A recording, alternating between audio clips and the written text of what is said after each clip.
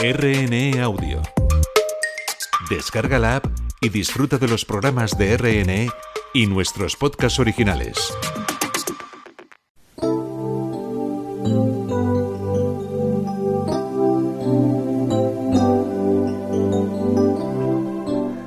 Empezaron a correr rumores de que la tierra nos había sido concedida ilegalmente, así que nos golpearon, arrestaron y hasta expulsaron del pueblo.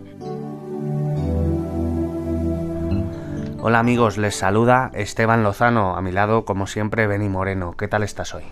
Hola Esteban, mejorcita, gracias. También les saluda desde el control Mercedes García y nuestra invitada, la conocéis de la semana pasada, es Ana Jiménez, que es presidenta de la Fraternidad de Mujeres Cristianas AGLOW en España. ¿Qué tal estás hoy, Ana? Muy bien, buenos días Esteban y Beni, un placer volver a estar esta mañana con vosotros. Pues si te parece comenzamos ya. Bienvenidos todos a Historias de Fe, un programa de la Iglesia Evangélica. Etiopía es uno de los países más poblados de África y el 10º del mundo. La mayoría, un 60%, se considera cristiana, pero en este país también existe persecución y se produce por distintas causas.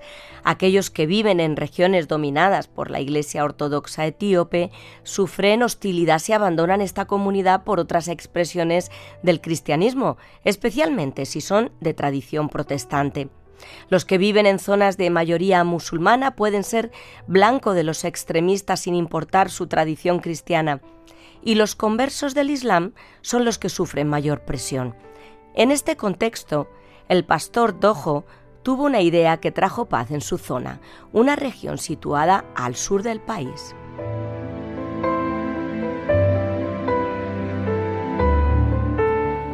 Dojo cuenta que hace apenas unos años su pequeña iglesia evangélica sufría ataques por parte de la mayoría musulmana. Había muy pocos cristianos. Entonces llegaron algunos predicadores a esta zona y empezamos a compartir el mensaje de Jesús. Todos éramos nuevos conversos, dice Dojo. Después de mucho esfuerzo conseguimos un pequeño terreno para construir un lugar donde reunirnos, pero empezaron a correr rumores de que la tierra nos había sido concedida ilegalmente, así que nos golpearon, arrestaron y hasta expulsaron del pueblo. También quisieron quitarles el terreno, pero con oración y la ayuda de la organización Puertas Abiertas lo mantuvieron. Luego quisieron poner en marcha un proyecto más ambicioso, la construcción de una escuela de primaria para dar una educación de calidad a todos los niños de la zona, independientemente de su religión.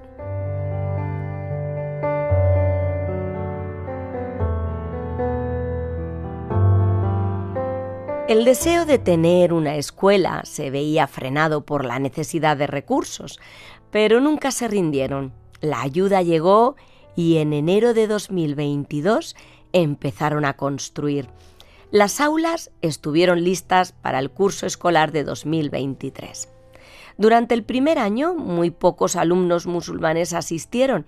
Eran hijos de profesores que confiaban en nuestro programa, explica Dojo. Además, nuestro personal docente viene de entornos tradicionales e incluso musulmanes. Al finalizar el curso, los estudiantes obtuvieron resultados tan excelentes que otros padres vieron el cambio positivo en los alumnos apreciando la calidad de la enseñanza que ofrecemos. Para este pastor evangélico etíope todo fue un acto de fe. Algunos padres cristianos contaron a sus vecinos musulmanes cómo sus hijos habían mejorado considerablemente. La educación es muy buena, cuentan. Mi hijo tiene un nivel de comprensión mayor que otros hijos míos que estudian en otros lugares. La escuela beneficia a nuestra comunidad, al país e incluso al mundo entero.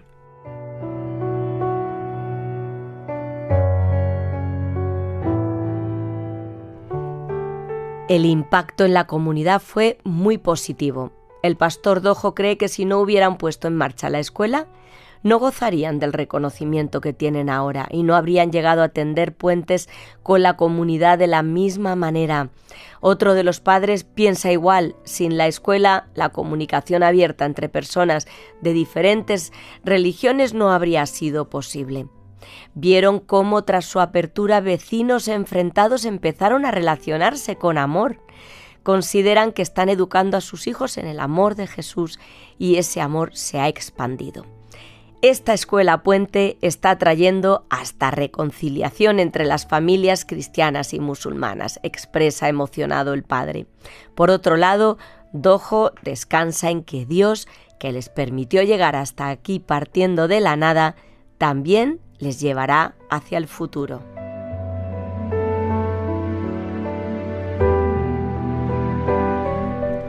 Pues seguimos con nuestra invitada. Vamos a tratar algunos temas que nacen de la historia. Ana, Jesús se acercó a personas marginadas y excluidas por los prejuicios de los religiosos de la época. ¿Qué nos quiso enseñar con esto? Jesús nos enseñó que nadie está excluido del amor de Dios, que el amor y la misericordia deben estar por encima del juicio y que debemos mirar siempre a las personas con compasión y que el reino de Dios es para todos. En conclusión, quiso enseñarnos a romper los prejuicios que muchas veces tenemos y que en la historia podemos ver que tenían hasta hacia este misionero Dojo. Yo le decía mal el nombre. Y Jesús nos enseñó a amar sin excluir y acercarnos a quien la sociedad aparta. Y lo vemos, eso también lo hacemos actualmente. Apartamos muchísimo a personas. De hecho, a Jesús le valió ya las críticas, obviamente, como se acercó a los que eran excluidos. Exacto. Por la sociedad, sobre todo por las élites religiosas. Eso le valió muchos comentarios en contra, ¿verdad? Muchísimos comentarios. ¿Y por qué te acercas a si es pecador, no? ¿Y por qué te acercas hacia los enfermos, hacia los leprosos? En aquella época nadie se podía acercar a un leproso y en cambio él pues los tuvo cerca, tocó. Y ese es nuestro Jesús. Y además de considerar al otro como un igual, ¿qué otros principios, quería decir, del Evangelio pueden aplicarse hoy a conflictos más cercanos y cotidianos del día a día? Pues yo creo que podemos tener conflictos en el trabajo, en la familia, y podemos a lo mejor intentar aislarnos o aislar a personas. Y ante todo, me encanta que Jesús utiliza la misericordia en todo momento sobre el juicio, y también debemos tener compasión en vez de estar juzgando o criticando, y también debemos anhelar la igualdad y la justicia y ser positivos ante lo negativo que podamos ver del que está a nuestro lado, en todos los niveles. Podríamos hablar de los conflictos que vivimos actualmente con las guerras, ¿no? Qué bueno sería que pudieran sentarse y comunicarse y dialogar, que el diálogo parece que no está de moda. Sí, viviríamos un mundo mucho mejor. Mucho mejor. Y es muy interesante que esta escuela estaba abierta para todos, incluso a los hijos de aquellos que les intentaban expulsar del pueblo, ¿no? Exacto. Lo cual es un testimonio increíble, ¿no? Hablando de cómo Jesús obró. Se ve que se tomaron en serio ese testimonio, ¿no? Intentaron emularle. Y Dojo comenta que todo lo que ocurrió fue por fe. Y en una cultura como la nuestra, que prioriza la seguridad y la planificación, ¿qué significa, Ana, vivir por fe? Para mí vivir por fe es confiar en Dios. Y bueno, cuando uno tiene una relación personal con Dios, pues y ora, conversa con Él, le pregunta, ¿debo hacer esto, no debo hacer lo otro? Y Dojo lo tuvo claro. Él recibió de parte de Dios una convicción de que tenía que construir una escuela y fue adelante. Y a lo mejor no tenía ni los recursos, pero él confiaba en un Dios proveedor, en un Dios que tenía en control, que tiene en control el oro y la plata. Entonces es como una convicción que está interiormente en ti, que dices, bueno, Dios me ha dicho, y si Dios me ha dicho, Él va a obrar. Y obró y vio los frutos. Y eso no le mantuvo parado, como diciendo, bueno, pues yo espero y confío, sino que él estaba empeñado en ofrecer una enseñanza de calidad, de tal modo que todo el mundo a su alrededor notó la diferencia, ¿no? Es decir, dependencia de Dios, pero al mismo tiempo, oye, vamos a poner de nuestra parte para hacer las cosas con excelencia para Él. Exacto. La excelencia es prioritaria en la vida cristiana y se ve en este misionero que anheló traer las vivencias, traer la fe a ese pueblo y no centrarse en lo que les separaba, sino decir, yo voy a dar buenos principios a los niños y esto va a tener una consecuencia. Claro, los niños llegaban a casa y veían unas conductas, tenían unas conductas correctas y entonces eso animó a los padres a poder llevar a otros niños. Entonces, Dojo lo tenía claro. Dios me ha dicho que Él va a obrar en este pueblo y en esta ciudad y me va a ayudar, y lo hizo y lo obtuvo. Y ahí vemos también esa enseñanza, reflejada en esta historia, la enseñanza de Jesús de que amemos a nuestros enemigos. Eso se dice fácil, pero ¿cómo se consigue, Ana? ¿Y qué beneficios tiene también para quien lo practica? Desde luego que es difícil amar a los enemigos, porque cuando te hacen daño, ¿no? Y yo recuerdo, amar a los enemigos es aplicar el perdón en todo momento. No es negar el daño que te ha hecho, no lo puedes. El daño está ahí y me lo han hecho, pero yo aplico el perdón. Y digo, muchas veces pienso, es que no sabe ni lo que hace. Y recuerdo un consejero mío que me decía, muchas veces tenemos que perdonar por fe, no por sentimientos. Y es verdad, o sea, pues mi enemigo no se merece mi perdón, pero realmente si Jesús nos dijo, amad a vuestros enemigos, perdonad, debemos cumplir lo que nos dijo.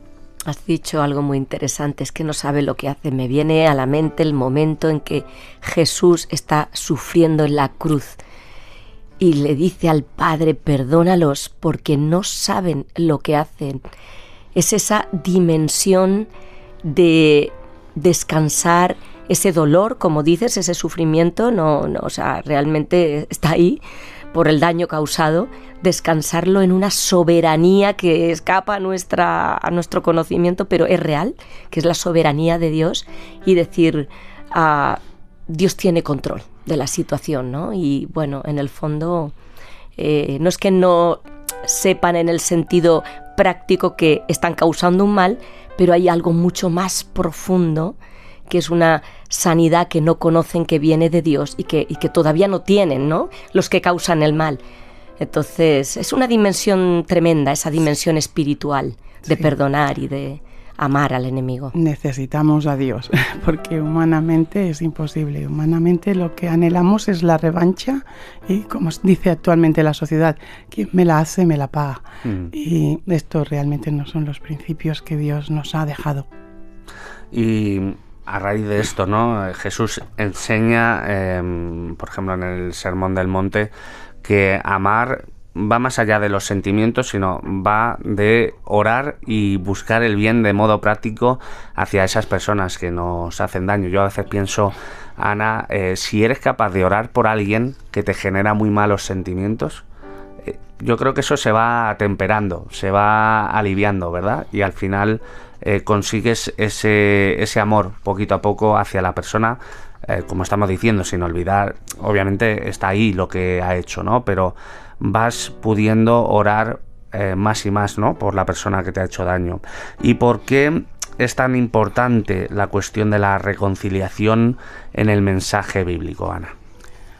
La reconciliación es la reconciliación es un fundamento que Dios nos ha dejado. Me encanta el pasaje que habla en la Biblia que Dios envió a Jesús al mundo para reconciliarnos con Él. En todo momento debemos estar reconciliados con Dios. en todo momento. Y eso nos ayuda a seguir adelante y a poder decir, Señor, aquí estoy, quiero hacer lo que tú quieras y lo que tú tengas preparado para mí. Y esa reconciliación, ¿no?, que realmente Dios nos está ofreciendo, porque estamos hablando mucho, ¿no?, de la gente que nos hace daño, ¿no?, o que nos ha agraviado, ¿no?, pero cómo realmente Dios nos deja ese ejemplo en Jesús, que realmente nosotros, habiendo agraviado a Dios, envía a Jesús a morir por nosotros y a rescatarnos, ¿no?, del peso de nuestros errores. Entonces, que no es que Dios nos pide la reconciliación como diciendo, bueno, ya ahora búscate tú la vida y ves cómo te reconcilias, sino que nos ha dejado un ejemplo en Jesús. Exactamente. En todo momento vemos a un Jesús que no tiene ni rabia hacia los que le están haciendo daño. Como decía antes Beni, cuando está en la cruz, él en todo momento está perdonando y dando perdón para no sentir sentimientos negativos. Y lo mismo nos pasa a nosotros. Pensando en la reconciliación con otra persona, reconciliarte no quiere decir tener una relación estrecha. Es decir, mira, yo he perdonado a esta persona, yo no le deseo nada y puedo hablar con ella y puedo sentirme bien, pero siempre dependiendo y con la ayuda de Dios. Pues que Dios nos ayude a llevar a cabo esto, que obviamente es un reto para todos nosotros. Muchísimas gracias, Ana, por acompañarnos una vez más. Seguiremos charlando estas próximas semanas. Que Dios te bendiga mucho. Gracias.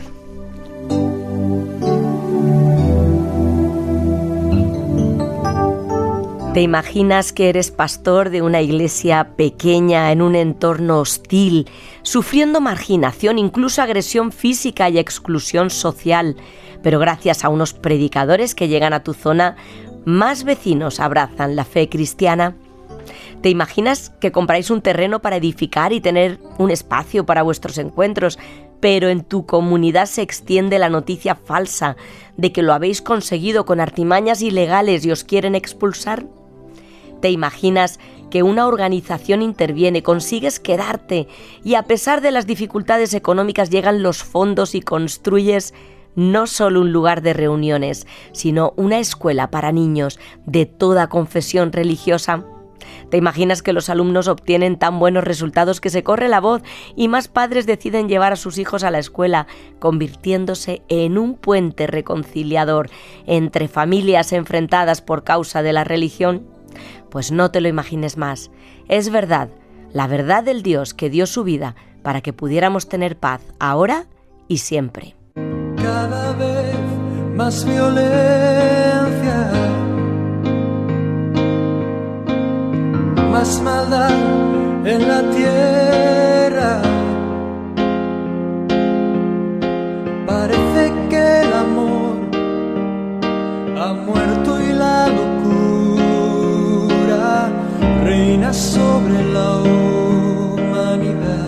Bien, amigos, tenemos que despedirnos. Os dejamos con Marcos Vidal y su tema Buscadme y viviréis. Gracias por acompañarnos un día más en Historias de Fe. Para aquellos que queréis seguir investigando, queremos regalaros la Biblia como parte de nuestra campaña de promoción de lectura. Así que llámanos al teléfono o mándanos un WhatsApp al 673-466-366 y te la enviaremos gratis. Nos gusta también recibir vuestros mensajes de ánimo o aquello que queráis transmitirnos, así que aparta un momento y mándanoslo a ese mismo número, 673-466-366. Adiós y que la paz de Cristo os acompañe. Porque callas tú, Señor, y nos olvidas. ¿Cómo puedes permitir tanto dolor? Dime dónde está aquel Dios, el Dios de Elías, que de vez en cuando se dejaba oír.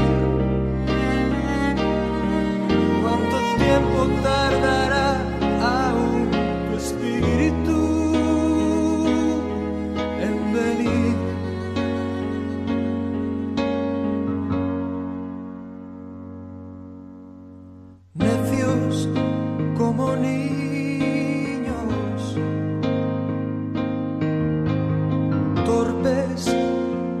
zorrillos, como nos gusta jugar y nos gusta preguntar aquello que hace tiempo sabemos ya.